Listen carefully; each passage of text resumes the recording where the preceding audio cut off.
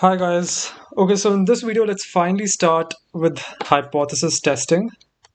We'll see what it is and where it's used. And yeah, this topic can be a little tricky at first to understand, but we'll take everything step by step. And I'll write down all the steps that you need to follow in order to test a hypothesis. So yeah, let's begin. So basically, hypothesis testing, the word hypothesis is basically a claim made by a person or an organization. It is usually about a population parameter such as mean or proportion, and we seek evidence from a sample to support that claim. All right. So what does this mean? Let's say, if you come across brands like Horlicks has this tagline that, drinking Horlicks makes you taller, stronger, and sharper, right? So if I want to test that hypothesis, if someone comes and tells me that, hey, I've come with the hypothesis that hypothesis is a claim, right? So if someone from the company comes and tells me that I've come up with a hypothesis that drinking Horlicks makes me taller, stronger, and sharper. Now, if I want to test his hypothesis, if I want to test his claim that, okay, if what he's saying is that actually true or is it just some mumbo jumbo? What do I do?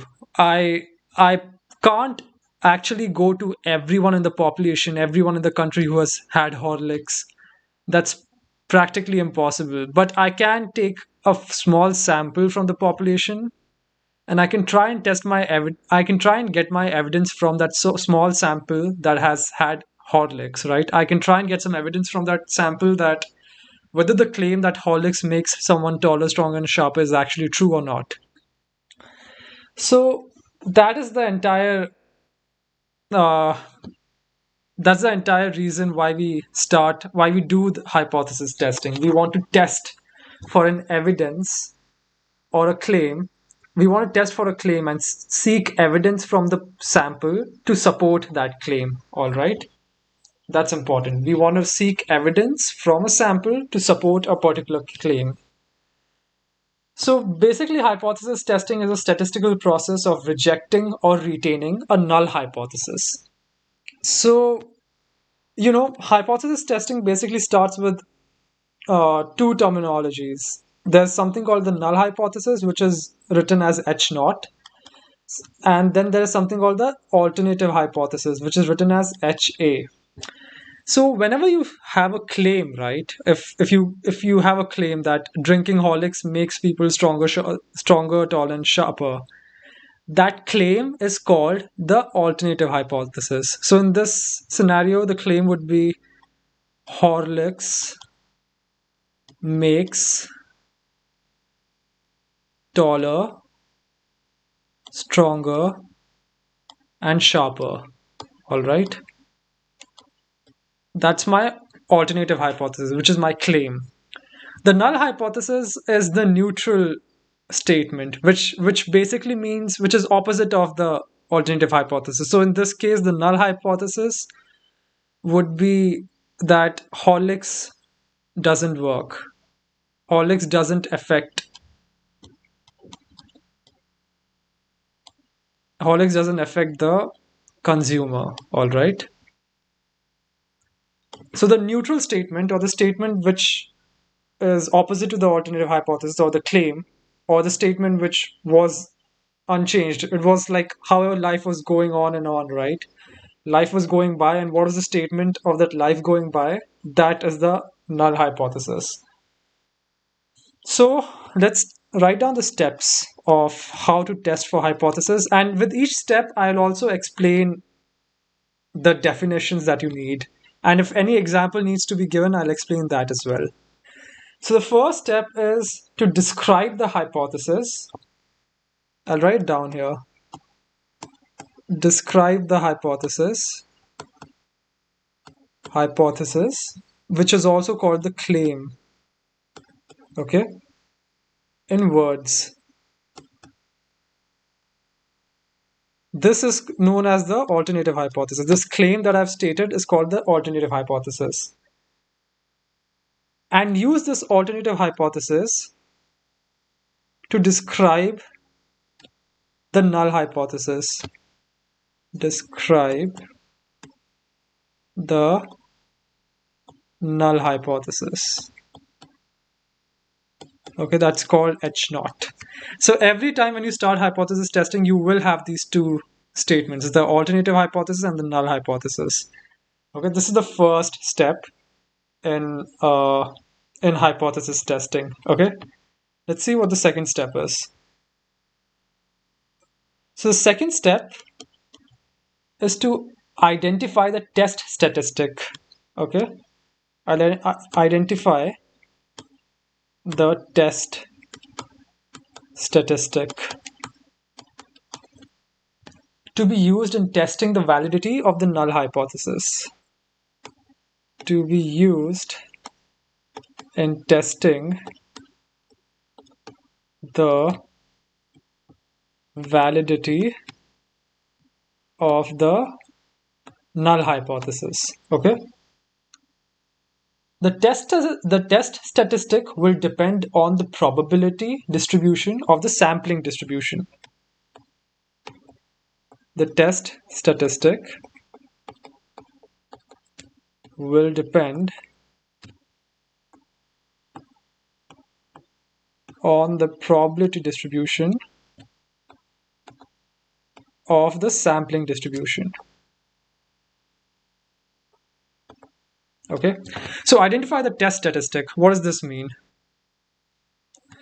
So when I come with a claim that, let's say, drinking Horlicks makes you taller, how do I actually identify that claim? What test parameter, what statistical parameter do I use to identify whether this claim is right or not? For instance, I can use the heights of the students or the children drinking Horlicks. Okay, and I can compare this height of the student drinking Horlicks to the heights of students not drinking Horlicks. Okay, u naught is the one, u naught is the are the people not drinking Horlicks, and UH is the people drinking Horlicks. And if the mean height of UH is greater than u naught, which means that the mean height of the ones drinking Horlicks is greater than the ones not drinking Horlicks, I can somehow arrive to a conclusion that maybe, just maybe, the ones who drink Horlicks are taller, right? So in this case, my test statistic is the mean height of my sample. Okay, so here I would have to take two samples or not even two, even maybe more samples that, of the people drinking Horlicks and the people not drinking Horlicks.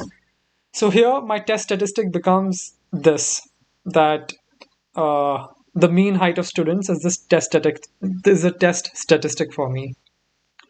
Let's go on to the third step. Decide the significance value for accepting or rejecting the null hypothesis. Decide the significance value for accepting or rejecting the null hypothesis. So what is the significance value? So the significance value alpha, I'll call it alpha, significance value. Just remember this definition, it's very important. It comes in handy. Significance value alpha is the threshold conditional probability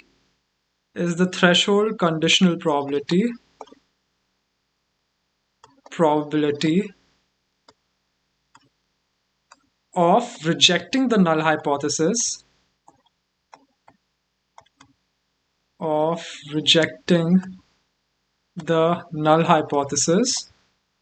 when it is true. Okay, so basically if I have to write this in a formula, the significance value is alpha is written as a probability of rejecting the null hypothesis when H naught, which is the null hypothesis, is true. So whenever we start our hypothesis test, right, we start with the assumption that the null hypothesis is always true. Okay, So basically, the entire process of hypothesis testing is trying to prove by contradiction. When we start, we assume that the null hypothesis is always true. And when we try to seek evidence from our sample that the null hypothesis is not true, uh, that's when we reject the null hypothesis. So you never say that the alternative hypothesis is true. You either reject the null hypothesis or you fail to reject the null hypothesis. Okay. So when I say that the significance value is alpha, usually it's taken as 0.05. Okay. Now this is also problem dependent. It can be 0.01 or it can also be zero point 0.1. Okay. It can be any of this, but it's usually taken as 0.05. So what do I mean by rejecting the hypothesis given that it's true? Why would you want to reject the null hypothesis when it is true? The thing is, even when we try to take samples or when we take samples from a population and we do hypothesis testing, it can happen that, even when the null hypothesis is true, we end up taking wrong samples, and when we take wrong samples it leads us to a wrong evidence, right? That even if the null hypothesis is true, we can, if we take a wrong sample, we can end up rejecting it, which is not right. We don't want to reject it when it is true. So in a case where that happens, where I take a sample and I end up rejecting the null hypothesis, even though it's true, I want to keep some type of, I want to keep a leeway, or I want to keep some margin of error, right? That out of 100 times, I don't want to reject the null hypothesis when it is true more than 5 times. Okay. So that is what the significance value is. Okay. It is a type of error called the type 1 error. I'll explain what this is in a bit. It's called the type 1 error. Basically, if I do 100 trials where the null hypothesis is true, I don't want to reject the null hypothesis more than 5 times because of some problem, because of an incorrect sample that was extracted from the population or anything, maybe human error. So that is the significance value that I'm willing to settle for. I'm not willing to go for more than 5% error in rejecting the null hypothesis. So that is the significance value. So I'll explain what type 1 error and type 2 error is in a bit. But let's go on to the fourth step, all right? Let's see what the fourth step is. The fourth step is to basically calculate a p-value. Calculate a p-value. Now, what is a p-value? A p-value is the conditional probability. The p-value is a conditional probability of observing a test statistic given that the null hypothesis is true. Conditional probability of observing a test statistic given that the null hypothesis is true. So if I have to write this in a statement, probability of observing a test statistic given that the null hypothesis is true. So now that we are here at p-value, let me just take an example and explain what it is. This is very important. P-value comes, you'll find p-value in all of statistics. It comes everywhere, from time series analysis to, it's just very, very important. So let me explain with an example how to calculate a p-value. A very simple example, okay? Let's take an example of tossing a coin. Okay. Let's say I have a coin and I toss it 5 times. So here I come up with a claim. A claim is my alternative hypothesis. My claim is that the coin is rigged. Okay, which basically means that the coin is not, it's there's a higher probability of observing a head than a tail. Okay, the probability of observing a head is greater than the probability of observing a tail. Okay, that's what my alternative hypothesis is. So naturally, if what is my null hypothesis? It is that the coin is not rigged.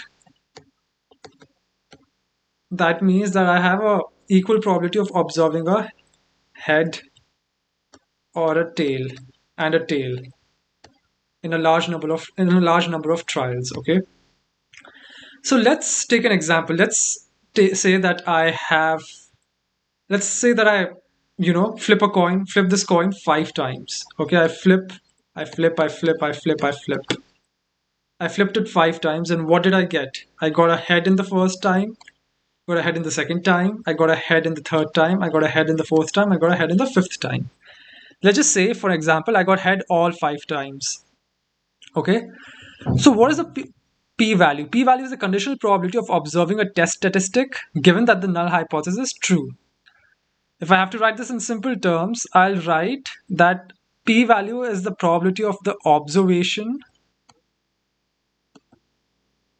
given my null hypothesis. Okay. So what is the probability of this observation? So I flipped a coin in real time 5 times, and this is my observation. I got a head 5 times. Okay. So what is the probability of this? What is the probability of getting a head 5 times? It's 1 by 2 into 1 by 2 into 1 by 2 into 1 by 2 into 1 by 2, which is 1 by 2 to the power 5, right? This is from your probability, from your prob 101, probability 101. So this is basically 1 by 32, right? Now, the probability of this observation of getting heads a lot of times, given that the null hypothesis is true, is 1 by 32. Okay. So what is 1 by 32 if I get this if I flip the coin and get the probability 1 by 32, this is almost equivalent to 0.03.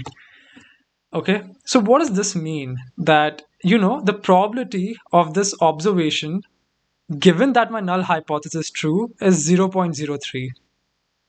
What does that mean? My null hypothesis is that the coin is not rigged.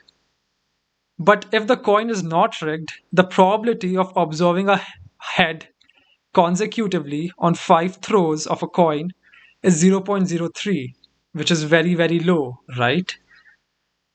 Now, usually when you take the p-value, you usually take the cutoff as 0.05. If you get a probability value if you get the p-value less than 0.05, which in this case is 0.03, that means that the probability of observing this, given that my null hypothesis is true, given that the coin is not rigged, is 0.03, which is very low, right? 0.03 is less than 0.05. Usually in experiments, you take 0.05 as the cutoff value, right?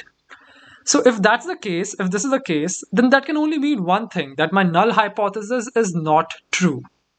It means that my null hypothesis is false, right? So the thing is, if my p-value comes out to be less than the cutoff value that I've taken, in this case it's 0.05, I have enough evidence to reject the null hypothesis. I have enough evidence to reject the null hypothesis, right? So that's what p-value is all about. Now let's take an example. Let's take an example that, what if I do 3 flips and not 5 flips, and I get head, head, and head over here? Then the probability of observation, given that the null hypothesis is true, is equal to 1 by 2 into 1 by 2 into 1 by 2, which is equal to 1 by 8. And if you divide 1 by 8, what do you get? This is almost equal to 0.125, right? Now it's easy to see here that 0.125 is greater than 0.05, right? Which was my cutoff for the p-value. Now, in this case, I cannot reject the null hypothesis because I got a probability value that's greater than my cutoff value of 0.05. If it's greater than 0.05, I don't have enough evidence to reject the null hypothesis. So you may ask a question, why do we take the p-value cutoff as 0.05? Why do we take it as something so low, right? Well, the answer to this is that you start with an assumption that the null hypothesis is true. And when you're trying to prove by contradiction, you want evidence that is so strong that it definitely tells you that, yeah, this is definitely the case that my null hypothesis is not true. And if you want a very strong evidence to support your alternative hypothesis, you have to take a very low p-value. It's also sometimes people also take 0.01 as the p-value in case they want very, very strong evidence. They want to be very sure that my null hypothesis is false, that my alternative hypothesis is true. They take 0.01 as well. So that is what the p-value is. So the p-value also depends on how many samples you take. As you have seen that in 3 samples, we fail to reject the null hypothesis. Okay, and in 5 samples, we reject the null hypothesis. So the number of samples you take is also important. So it's important to very accurately design your experiment of for hypothesis testing. So let's go and see what the fifth point is. The fifth and the final point is basically take a decision to either reject or retain a null hypothesis.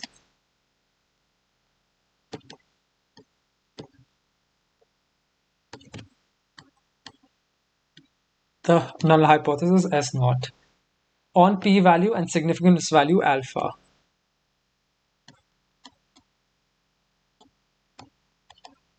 And significance value alpha.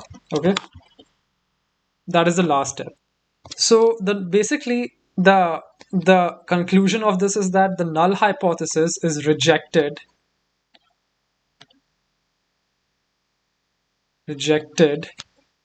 if my p-value is less than the significance value alpha, and it is accepted, h naught is accepted when my p-value is greater than alpha. Okay, so now let me explain this with the graph of the normal distribution, what this means. So usually when you have the population standard deviation available to you, what do you do is you do something called the standardized z-test, okay, to check for your hypothesis. So I'm gonna narrate a question over here, and then we'll try to solve that question using the standardized z-test. Now this builds up on all the previous videos that I've covered, which has the z-variate, the confidence intervals and the standard normal variate and everything. So if you haven't seen those videos, I'd recommend you watch them. If you already know what the concepts are, then you can just continue. So an agency based out of Bangalore claimed that an average monthly disposable income of families living in Bangalore is greater than INR 4,200. So the claim is that the average income is greater than 4,200 with a standard deviation of 3,200. Okay, this is a standard deviation. From a random sample of 40,000 families, we have a sample size is 40,000. The average disposable income was estimated to be 4,250. Okay, this is the claim. And the average disposable income was calculated to be is equal to 4,250. Assume that the population standard deviation is INR 3,200, which is this.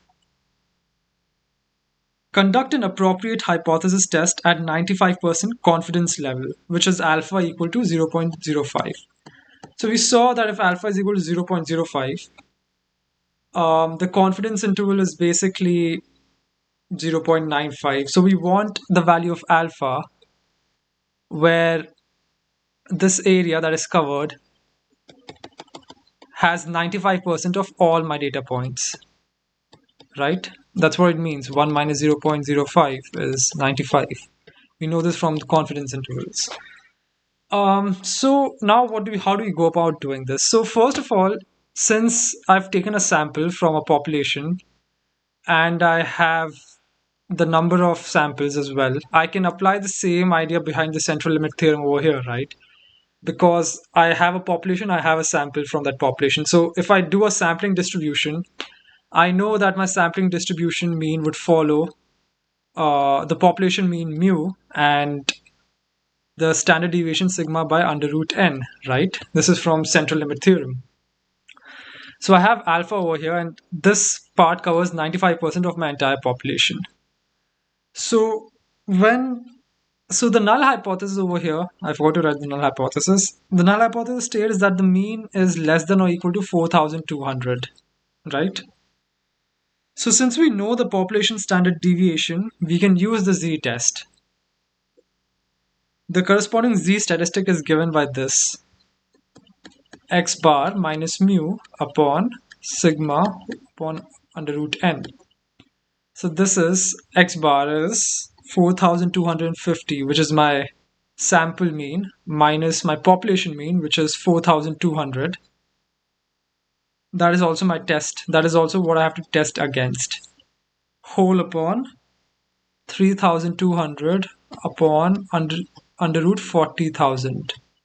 Right? So this comes out to be 3.125. Okay? So now you have to understand something. Over here, what we have done is, this is the standard normal variate, okay? The standard normal variate. So this, in this distribution, because we have subtracted the mean and divided by the standard deviation, this is a standard normal variate between 0 with a mean 0 and a standard deviation of 1, right? That's what it is. So my alpha, if I have to find the alpha value of alpha that has the probability that contains 95% of the entire population, the value of alpha is basically 1.64 over here. Okay. So at 1.64, if this is the mean, let's say this is the mean, which is 0, at 1.64 is my significance level, because this contains 95% of my entire population. So the z statistic that I got over here is 3.125. So 3.125, let me change the color. 3.125 probably falls somewhere over here. Okay. So we can easily see that, that 3.125 is much, much greater than alpha. Okay. So 3.125 is greater than 1.64. So this is 3.125 on the standard normal variate. So if you have to find the p-value of this, the p-value, I'll write it here, the p-value of the standard normal variate greater than 3.125 is equal to 0.0008. That is the p-value. So now it's important to understand that this is the z statistic. Sorry, this is a z test that we have done over here. So we have converted our population to a standard normal variate, and then we found the z statistic over here. And depending on where the z statistic falls, it falls somewhere here, alpha falls here, we take the p-value. So the p-value, the value if alpha is equal to 0.05 is 1.6, where it falls over here. And the value of p-value is 3. If the z variate is 3.125, the p-value is 0.008. So it's easy to see here that the p-value is less than alpha, right? In this case, we reject the null hypothesis. So from here, since the p-value is less than alpha, we reject the null hypothesis. Yeah, so that's how you do a z-test. So this was a right-tailed test. Okay. So now the value of alpha, so when you take the value of alpha as 0.05, what you're saying is 95% of the times, if my null hypothesis is true, the p-value will come somewhere over here, somewhere between here and, over here. That's what you're basically saying. That's what it means to have a critical value alpha. So I'll stop the video here. In case you haven't understood this properly, I just recommend that you go through this video once again slowly. And if you have any questions, just leave it down in the comments. I'll answer them. And if you want something explained in a better manner, I'll also make another video on it. Thanks.